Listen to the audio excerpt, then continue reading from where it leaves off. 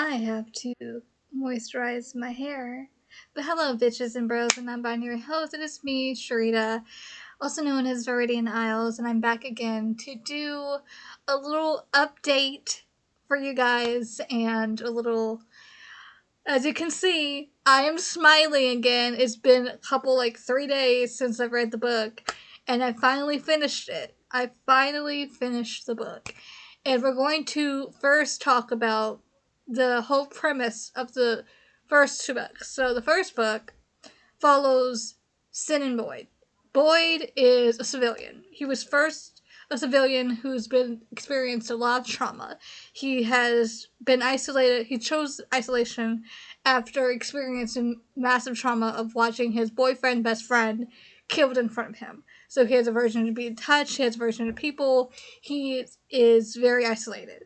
So his mom, she co-runs the agency. The agency is a place, is like an institution of spies, of agents that kind of help the government after the government is like hush hush about it, So that's what they do. They're like the backup government. Like there's a secret government that like help the government after a massive war. Like they are the backup. They pretty much help after the war. So there's talks of Russians, all that. This is like that. It's just a very post-apocalyptic type of deal, type of book. And so Boyd has been sent by his mom, Vivian, who is the most bitchiest, angriest hoe I ever met. And I say that in the most meanest way possible. I don't like her. Because the way she treats her son and the way she goes about doing things. She is now in charge as of book 2. Because Connors, the man that was in charge, his daughters, Anne and Lydia, both hooked up with Emilio, who is Sin's father, who everyone presumed is dead. I'm going to let you know about that at the end of this video. Anyway, so Connor's daughters, Anne and Lydia, both of them kind of hooking up with Emilio. And Lydia, I don't know if she's his youngest daughter, don't know if she's his older, I don't give a fuck. But she was Sin's therapist when he was younger, and she was infatuated with Emilio. And Emilio and Sin look alike. So, in my channel, I do not muffle myself. I try not to. I try to sometimes, but I'm just going to say it outright. Because she don't deserve that from me. She don't deserve my muffleness. I'm just going to give the bitch what she deserves.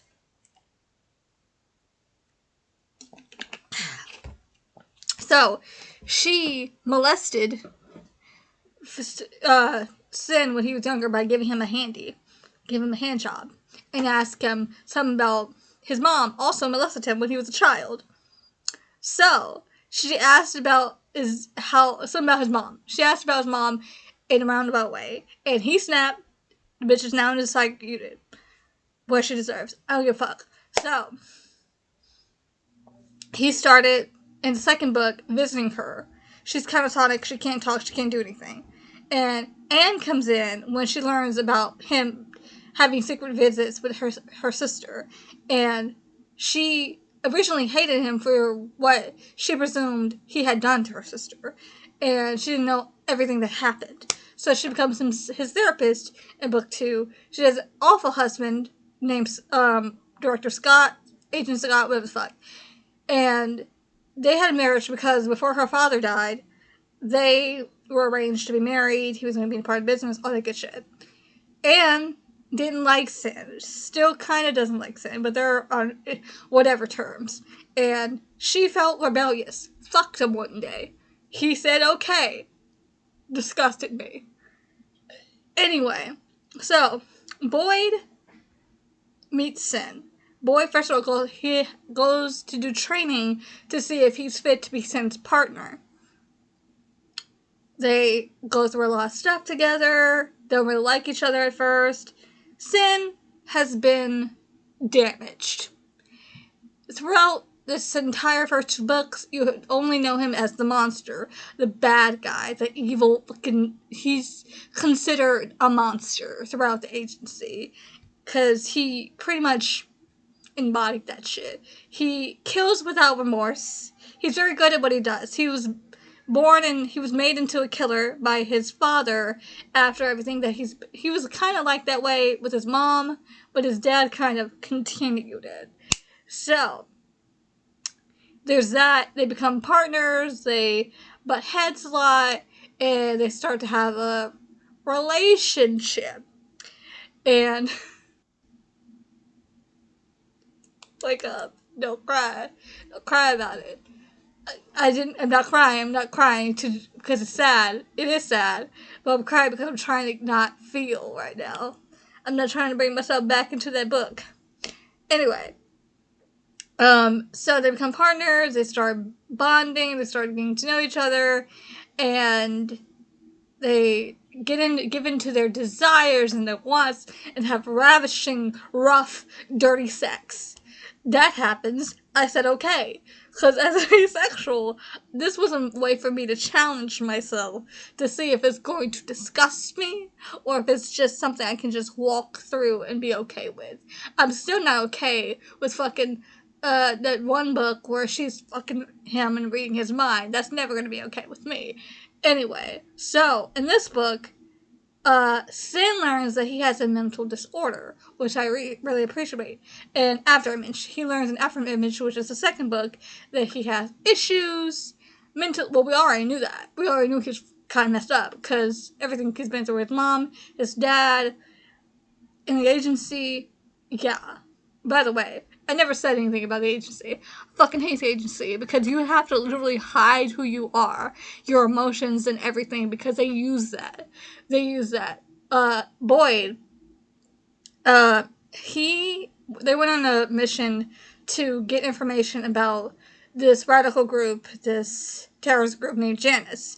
And one of the informants, Theory, whatever you want to call them, Theory, he knows, one of those, he's literally irrelevant at this point. So, him and Boyd and Theory started getting along, because they both speak French, and they're both kind of whatever, and so Boyd fucks Theory, thinking that's one way to get the information, and it was like, oh, and Agent's like, oh, so you're homosexual, so that way we can just pin you in any mission that requires you to fuck people to get information. So they did that to him, messed him up that way, and I'm just sitting here like, oh, okay. And it was another character named Harry, who pretty much messed with Sin a lot and was god-awful, and he almost fucking raped Boyd in a library, and he got his head clean off, snapped off, and killed by Boyd, and no, Sin, sorry. They're not the same person. I'm trying to explain this in a way that helps you help me so I can better explain it, because I was just ranting in part 1, and I wanted to better explain it to you because it just seemed like I was complaining, and I promise you I wasn't. I do enjoy this book. It is so good in the characters and the world building and just exploration of emotions, and like, fuck the agency for making these people who dealt with things all their life feel like they're nothing and just have to pretend all the time. Oh, it's so good. But at the same time, you have no idea what that book put me through. It was just so, I was just hyped throughout it. And like, I only cried one time in Afterimage.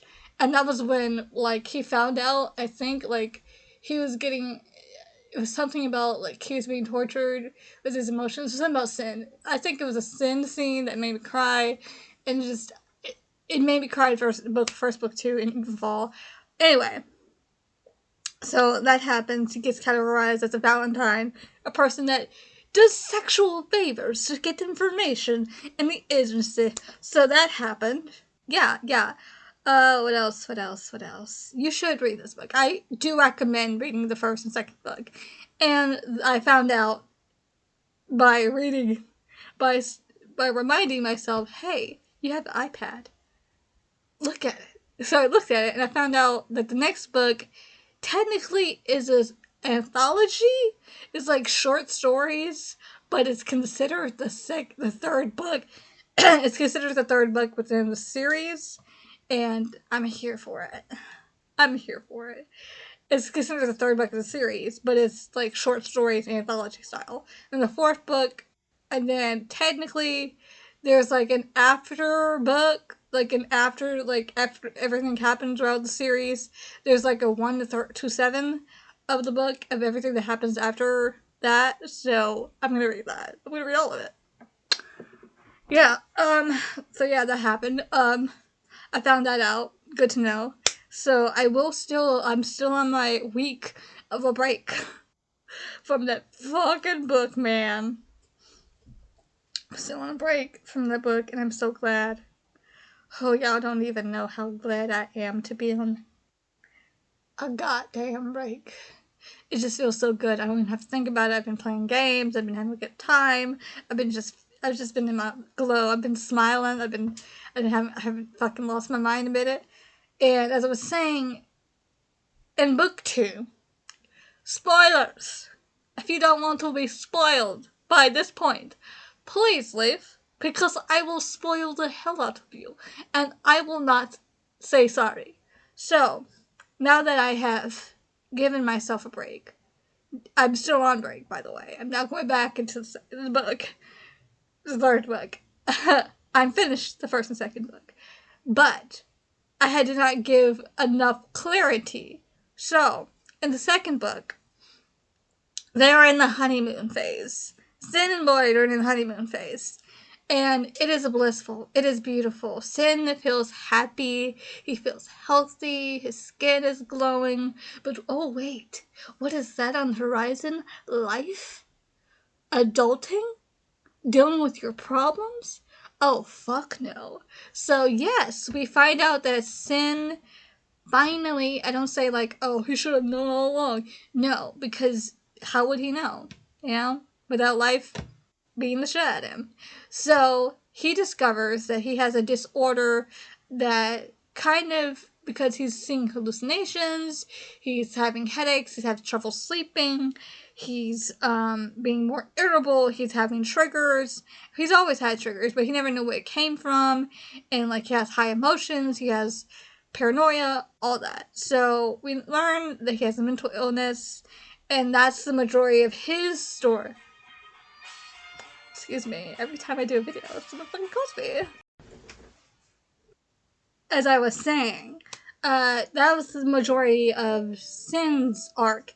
Him learning about his mental illness, dealing with his emotions, trying to understand himself better and his struggles. Him going to do visits with Lydia to, I don't know, give himself closure, make himself feel bad, all the above. And Anne finds out, because Anne's a part of his arc throughout this book. Once again, I reiterate from part 1, do not fuck your therapist. Don't do it. It is never a good idea. Please. That is not their job description. It is not just because you're attracted to somebody, just because you want to rebel. She said she wanted to rebel because her husband was an asshole, because I don't really care about her situation. And then she made him, well, she didn't make him do it, but it pissed me off, y'all. I was like, are you kidding me? I said that out loud. Are you fucking kidding me? I just, out loud. Because, again, spoilers. Because this involves his arc. Anne's husband and her were getting a divorce. He came over, he was drunk, he was something, right? He was irritable. So she kind of on off, called Sin over because she was feeling some type of way, scared, whatever, I don't give a fuck. And He was like, I need your help, Sin. I need your help. I'm so sorry. Girl. And Sin, as you know, the only way he knows how to deal with something is, So he killed her husband, and he was in a state of mind of nothingness. And at this point, Boyd and Cassie weren't fucking. But Cassie and Boyd are friends, so they were hanging out. And Sin was just out of it. He wasn't there.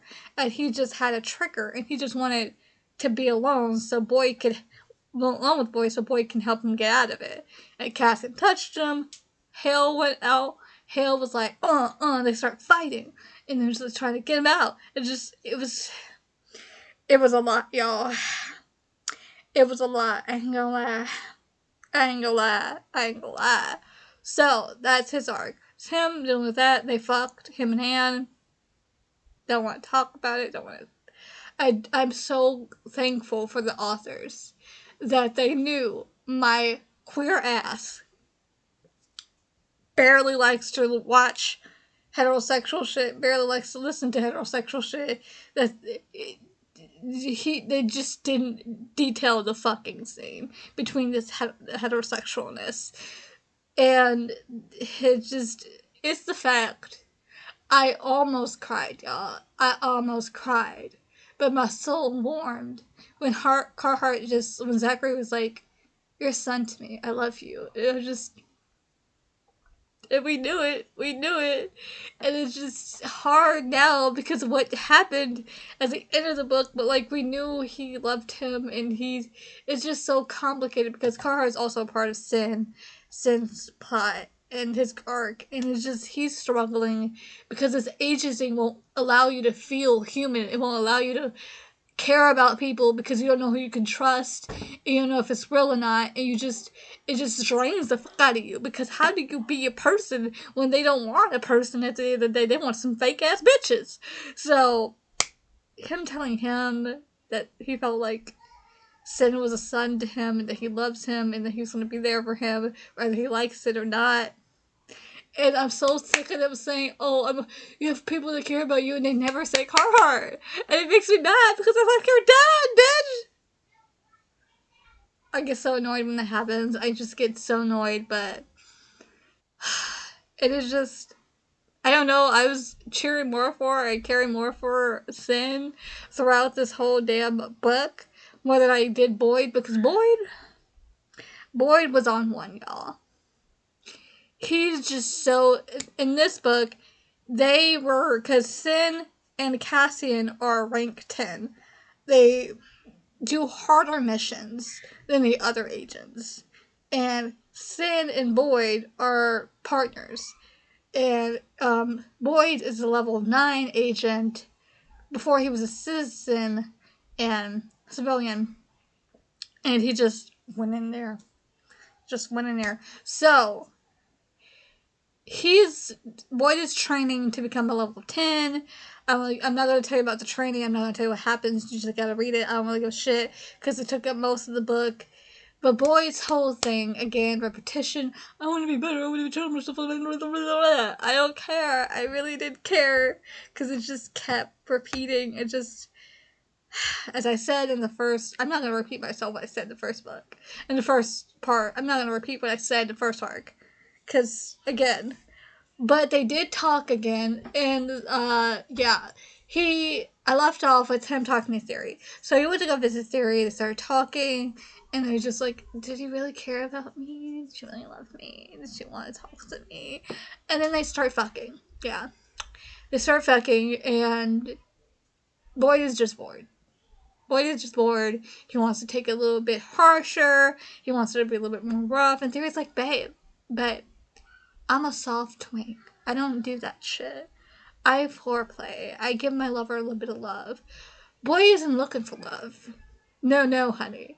He got that good dick from Cassie and Boo. He got damn near digged down by Cassie and Boo. I am okay with it because at the end of the day, I said to myself, he needs to just get dicked down. And he did by Cassian. And it was, as I said before, Boyd is a cum guzzling whore. He wants that rough. He wants to be thrown around. He wants to be slapped around in bed. And it happened, you know? And I was just like, okay. It was hot. I'm not gonna lie. We moved on from that, though. Thank God. Because y'all, I don't know how much I can take of that. So that happened. Yeah, I even wrote that down in my book. Boyd got digged down by Cassie. That's what happened. Yeah, that's what happened. Oh my God. So they finally broke up. They did. They broke up, and y'all, I just felt so good when that happened, because they talked on many occasions about the breakup, and it was he was like trying to be his friend, try to like treat him like anybody else, he started treating him like a stranger. He's like, oh, if we're going to be friends, you need to treat me like a friend, you need to treat me like I'm nothing. And it was kind of Carhartt was like, hey, you're bad for each other, you're fucking bad for each other, stay away from each other, you're toxic. And I'm like, yeah, but at the same time, damn. But what I really wanted to talk about, guys, I'm gonna get closer. I'm gonna get closer. I was right! Hold on. I was right. I was right. I was right. I was right. So, they were in their meeting. They're talking about the other agents that are coming in because the administration is bringing new people in, right? So, guess who walks in the fucking door? Guess who walks in the motherfucking door? It's Emilio. What? What I say, Emilio? What? I'm not gonna lie. Woo, he made the last few fucking pages worth it, babe. He made the last few pages bearable. I'm not gonna lie, this man's unhinged. He's fucking crazy. I'm sorry. But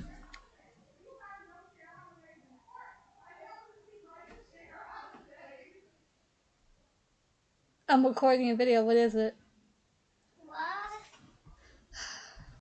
As I was saying before, my niece fucking interrupted me. Just standing there, I'm like, listen, I hardly try to record because every time I do, they're home and they're loud. Anyway, I was right, bitch. I was right. So, remember when I kind of had a theory that Chinigin, whatever the fuck his name was, a guy from Mexico, who like he was the guy that had found Boyd, and he was like roughing him up, talking to him a little bit. Didn't rough him up. He just like had him at knife point and was like intimidating him. That was Emilio, the guy that stopped him when they were trying to get Sin to safety to the rendezvous point. That was Emilio. I was so fucking right. Girl, I was right. Y'all, I was right. I don't know, man. I know this whole book has some fucked up individuals, but this and maybe that's what I'm into these days. Messed up men who, I don't know, maybe in fiction, but not in real life. If I ever met Emilio, I'll probably run out of the way. I'll probably get some dick from him. I'm saying this as asexual, I will. And then it probably won't be nothing, and I just walk away. Because apparently, he's an animal bad. I'm curious, though, how he ends up fucking Boy. Because I've been told that they have sex. I wonder when that's going to happen. Anyway, so he walks in, and everyone's like, what? I thought you were dead. Apparently he wasn't dead. He was just arrested down at the 4th, and he was just kind of arrested. And Vivian thought, hey, let's arrest him, and let's put him back in the system of the agency. So now he's going to probably be working with them. Anyway, so he walks in, like, oh my god, and, girl, I ain't gonna lie, when he was talking to Carhartt, Zachary Boo Boo, Zach, I was like smiling. Because I know it's some sexual tension. I felt the sexual tension. Just the eye contact. The unspoken words, babe. I fucking read books for a living. I write for a living. I know sexual tension when I see it. I watch shows. And when I felt it, I said, ooh, it's getting spicy. It's getting wild. It's getting, And I know Carhartt has a girlfriend. I know, whatever. It's irrelevant. Also, I was wrong about Cassian. Cassian's bisexual. He just likes fucking men, but we're not gonna talk about that. Anyway, Emilio made the last few pages of the second book so much bearable. Because he's just unhinged and he's funny. And I was just laughing. And I was having a good time. It was like, okay. He's a little fucked up. He's a little crazy. And I might be into that. And so he ran after Sin because Sin's like, you're supposed to be dead, I killed you. You're supposed to be dead, I killed you. And it's like, what the fuck are you talking about, dude? Come on. And they just started fighting. He threw his ass. He threw his father through a goddamn fucking wall. They started fighting. And then he ran off. Y'all. Woo! That was crazy. Then they had a conversation. It was just... And it's like... It felt like he was bringing him back into that mindset of, oh, I'm a monster, I'm a monster. But then, like, I don't know, man, I gotta see, because it felt like he was... I don't know, man. I don't know. My niece is being fucking irritating. But yeah, they broke up, and it's sad, yeah, and they're gonna come back to each other better and healthier, and in a mindset of, let's make things better. I am also aware that they fuck in the next book, too, so you know what? Maybe this is a slide through hell, and we just have to keep sliding all the way up to go to heaven. Who knows? But yeah, that was a better consistency, a better way of me explaining the encompassment of in the company of chateaus. Please go read the series. It is so good, but it drives you up the fuck. I warn you. If you are like me and you hate miscommunication, you hate people repeating themselves, you hate when people think they know something when we don't, brace yourself, honey. Brace yourself. Take some breaks. Don't read it all the way through or you lose sleep like I did. Be better. Goodbye. See you next time.